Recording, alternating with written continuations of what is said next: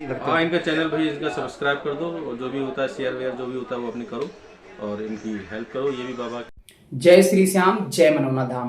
कैसे हैं आप सब? उम्मीद करता हूं आप सब बहुत ही अच्छे होंगे। तो आप लोगों के समक्ष फिर से एक नए वीडियो के साथ पेश हूं।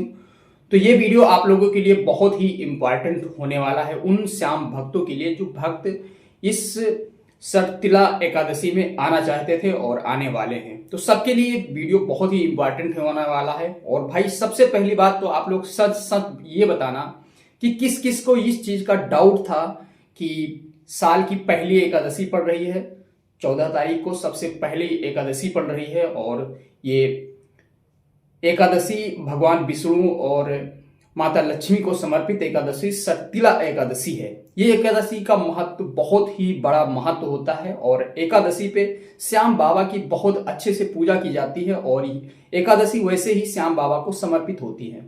तो ये एकादशी बहुत ही बड़ी एकादशी है और आप लोगों से बता दूं कि इस एकादशी पे जो जो भक्त आना चाहते हैं, मनौना धाम आना चाहते हैं, तो उन्हें एकादशी पे आना है या नहीं आना है, आज की इस वीडियो में हम आप लोगों को पूरा जानकारी देने वाले हैं। तो आप लोग वीडियो को जरा सा स्किप ना करें, नहीं तो आपको जानकारी हो सकेगी, तो आपको जानकारी अच्छी नहीं मिल पाएगी यदि आप वीडियो स्किप करते हैं। तो वीडियो को पूरा देखें। यदि ये वीडियो आप लोगों को जरा सा पसंद आता है तो कृपया एक लाइक जरूर करें और कमेंट बॉक्स में जय श्री श्याम जरूर लिखें। तो बात करते हैं इस एकादशी पे गुरुजी रहेंगे या नहीं रहेंगे।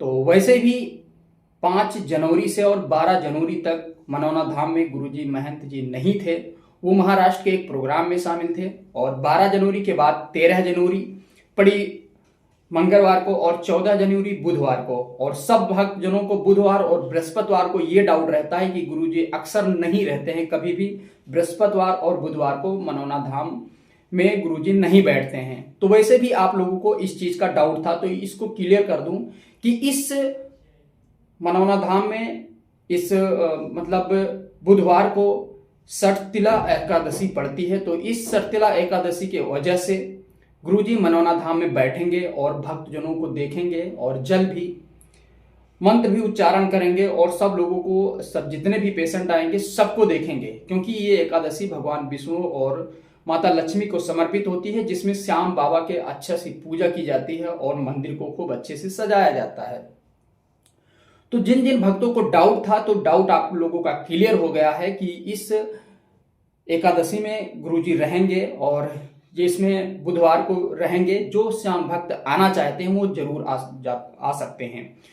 दूसरी बात, जो श्याम भक्त ये कह रहे थे कि इस सटतिला एकादशी में हम क्या कर सकते हैं, तो सबसे पहली बात, जो श्याम भक्त सालों सालों से मनौना धाम दौड़ रहे थे उनके लिए बहुत ही सुनहरा मौका है। बहुत ही सुनहरा मौका ये है कि इस एकादशी को अन्नदान, वस्त्रदान और तिल का दान, गुड़ का दान और स्नान ध्यान आदि वो करके अपने कष्टों का निवारण कर सकते हैं। सबसे इंपॉर्टेंट बात यह है कि जो भक्त किसी परेशानी में हैं या किसी भी प्रकार की, जो काफी दिन से मनौना धाम दौड़ रहे थे या और कोई बाकी समस्याओं में उलझे हुए हैं, तो वो समस्या का समाधान हो सकता है। जैसे किसी भी कोई भी पेशेंट हो तो उस दिन उस पेशेंट के हाथ से अन्नदान और गुड़ का दान और तिल का दान अवश्य करवाएं, जिससे उस पेशेंट को आसानी से उसकी तबीयत ठीक हो सके।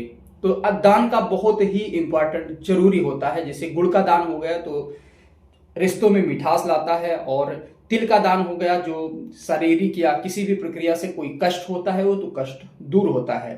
तो ऐसे स्नान दान और किसी भी सरयू या गंगा के नदियों में स्नान करें और दान अवश्य करें। तिल का दान बहुत ही इंपॉर्टेंट, हो सके तो उस दिन सटतिला एकादशी को तिल का दान जरूर करें और तिल का सेवन ज्यादातर करें। जैसे पहली चीज, तिल खाना या तिल का तेल लगाना या तिल का दीपक जलाना, तिल दान करना, ये सब चीज बहुत ही, काला तिल का बहुत ही उपयोगी, उस दिन बहुत ही उपयोगी सटतिला एकादशी के दिन हो जाता है, क्योंकि इसका नाम ही सटतिला एकादशी है। तो तिल का उपयोग ज्यादा से ज्यादा आप लोग करें। और फिर आपसे ये बताते हैं कि अब गुरुजी, कुछ लोग कह रहे थे कि गुरुजी मतलब ये 12 जनवरी के बाद कब से कब तक बैठेंगे। तो आप लोगों के लिए बता दूं कि 12 जनवरी के बाद गुरुजी पूरे जनवरी रहेंगे और पूरी फरवरी रहेंगे। गुरुजी हमेशा के लिए रहेंगे, सिर्फ बुधवार और बृहस्पतिवार छोड़ करके आप किसी भी दिन मनौना धाम आ सकते हैं, किसी भी प्रकार की प्रॉब्लम नहीं है।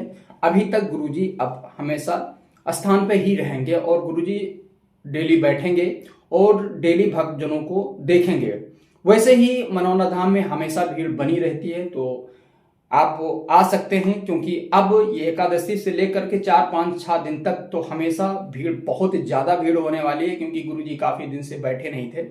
तो जो भक्तजन आते जाते रहते थे और गुरुजी उनको मिलते नहीं थे, तो वो भक्तजन भाई अब काफ़ी उलझे हुए थे कि गुरुजी मिल नहीं पा रहे हैं। तो वो भक्तजन अब देरी न लगाएं, गुरुजी से जरूर मिलें। तो 5-6 दिन के लिए तो ज़्यादा भीड़ होने वाली है और उसके बाद में हल्की फुल्की भीड़ कम होगी। वैसे भी मनौना धाम में काफ़ी श्रद्धालु, यानी कि 10-20-50 हज़ार श्रद्धालु तो हमेशा मनौना धाम में बने रहते हैं। इससे कम तो श्रद्धालु आते ही नहीं हैं।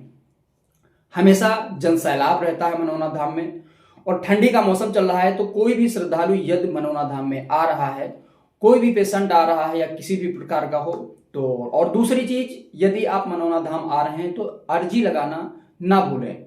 अर्जी का मतलब ये हुआ कि बहुत से लोग अर्जी, जहां आप प्रसाद चढ़ाते हैं, उन भैया से पूछ लीजिए अर्जी कैसे लगती है। तो आपको एक लिफाफा देते हैं, उस लिफाफे में अपनी समस्या लिखना होता है, अपना नाम लिखना होता है और अपना जिला लिखना होता है, अपना गांव लिखना होता है, और मोबाइल नंबर भी किसी कोने में आपका डालना जरूरी होता है। तो ये सब चीज अर्जी में जरूर लिखें। और जो कुछ आपका कष्ट है, यानी किसी भी प्रकार का शारीरिक कष्ट है या कोई भी आपको किसी भी प्रकार की परेशानी है, तो वो परेशानी अपने नाम के आगे जरूर लिखें और ये लिफाफा को में रखें। और लिफाफे में 61 रुपया जरूर रखें। उसमें यह नहीं है कि कुछ लोग तो 100 रख देते हैं, 200 रख देते हैं, 500 रख देते हैं। इसमें यह नहीं होता है। इसकी एक प्रक्रिया होती है, उस प्रक्रिया के खिलाफ कोई काम ना करें। प्रक्रिया ये कहती है कि उसमें सिर्फ 61 रुपया आपको रखनी है। 61 रुपया लिखते हैं। उसके बाद में आप जब प्रसाद चढ़ाने मंदिर में जाएंगे तो उससे पहले ही आपको, जब मंदिर परिसर के अंदर ही वो लिफाफा आपको जमा कर देना है, और वो लिफाफा डायरेक्ट श्याम बाबा के मंदिर में चढ़ता है और श्याम बाबा को पढ़कर सुनाया जाता है। आपकी समस्या को श्याम बाबा को पढ़कर सुनाया जाता है, जिससे आपकी समस्या का समाधान होता है। तो ये रही ये प्रक्रिया जो आपको बताया हूँ, जो लिफाफा वाली। तो ये आपको जरूर करना है और प्रसाद चढ़ाएं और गुरु जी से मिलें तक, क्योंकि गुरु जी से मिलना बहुत ही इम्पॉर्टेंट हो जाता है। जाइए मंदिर के सामने 20 रुपये की श्याम जल की बोतल मिलती है, जिस श्याम जल की बोतल लिए और लाइन में बैरिकेटिंग में लग जाइए। और जैसे ही आपका नंबर आ जाता है, श्याम बाबा से आप विनती करिए और बाबा आपको जल्द ही ठीक कर देंगे। क्योंकि देखते होंगे कि लोग एम्बुलेंस से आते हैं, स्ट्रेचर पे आते हैं, और यहाँ से हमेशा झूमते हुए लोग जाते हैं। क्योंकि इतने श्रद्धालु 10-20-50 हज़ार श्रद्धालु ऐसे नहीं आते हैं, उनको फायदा होता है तभी मनौना धाम आते हैं। तो आइए और कभी भी मनौना धाम से श्याम जल लेकर आएँ। श्याम जल बहुत ही इम्पॉर्टेंट हो जाता है मनौना धाम के लिए, और श्याम जल कभी भी मनौना धाम से लेके आएँ तो बगैर गुरु जी से मिले ना लाएं। गुरु जी से मिलना बहुत जरूरी हो जाता है, और वहाँ का तो एक एक कण बहुत ही इम्पॉर्टेंट हो जाता है। कोई तो वहाँ जो कुंड बना है उस कुंड से भी जल लाते हैं, कोई श्याम जल वैसे जो बोतल मिलती है उसको लाते हैं, कोई किसी भी प्रकार की बीमारी हो। अभी हाल ही में एक वीडियो में गुरुजी बता रहे थे, महंत जी बता रहे थे कि महंत जी को खुद नहीं मालूम है कि कितनी प्रकार की बीमारी यहाँ ठीक हो जाती है। तो ऐसे ही होता है। और ये सटतिला एकादशी है, इसमें तो आना बहुत ही इम्पॉर्टेंट है। तो ये वीडियो हम यहीं पर संपन्न करते हैं और मिलते हैं एक नेक्स्ट वीडियो के साथ। तब तक के लिए जय श्री श्याम।